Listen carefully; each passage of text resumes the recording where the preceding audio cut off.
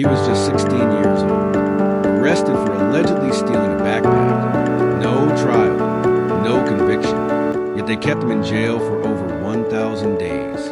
This is the true story of Kalief Browder, one of the most haunting failures of the American justice system.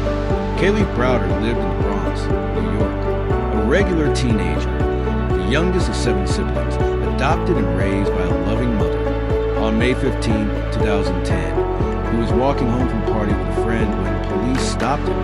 A man nearby had just reported a stolen backpack. The man claimed Kalief had taken it. No physical evidence, no witnesses, just one accusation.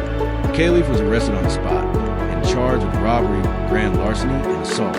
He was taken to Rikers Island, one of the most violent jails in the country.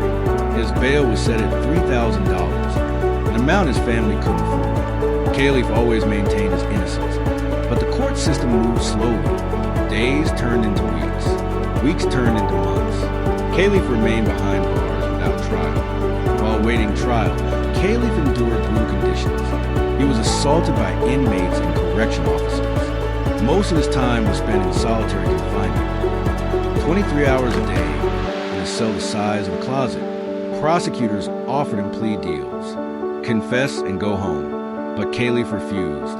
He wouldn't admit to something he didn't do. He was determined to clear his name.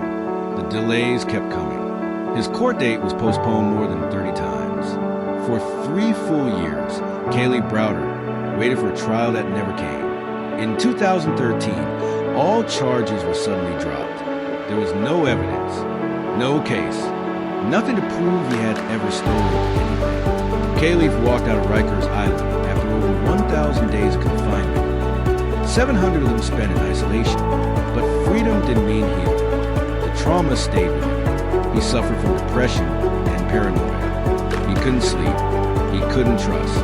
In interviews, Kalief spoke about his time in jail and the cruelty of the system. He wanted justice, not just for himself, but for others like him. In June 2015, 2 years after his release, Kalief Browder died by suicide at the age of 22. His death sparked national outrage. His story reached the White House. President Obama would later ban solitary confinement for juveniles in federal prisons, citing Kalief's case as a reason. Kalief Browder never got justice, but his story can still change lives. Share this story so no one forgets what happened, because silence protects the system and truth exposes it.